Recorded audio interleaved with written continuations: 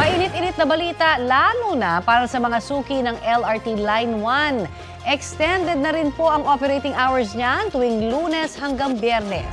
Simula po bukas, March 26, 30 minuto ang extension ng operasyon sa gabi. Sa po ng pamunuan ng LRT Line 1, magiging 10:30 p.m. na ang huling biyahe ng tren sa Dr. Santos Station pa northbound. Kung pa southbound naman, 10:45 p.m. ang last trip mula sa Fernando Poe Jr. o dating Roosevelt Station. Payo po ng LRT1, dumating ng mas maaga sa mga istasyon dahil magsasara ang mga ticket booth 5 minuto bago mag-last trip. Wala naman pong pagbabago sa schedule ng first trip ng mga tren sa LRT1. Bukod sa LRT1, una na nagpatupad ng extended operations ang MRT3 kahapon.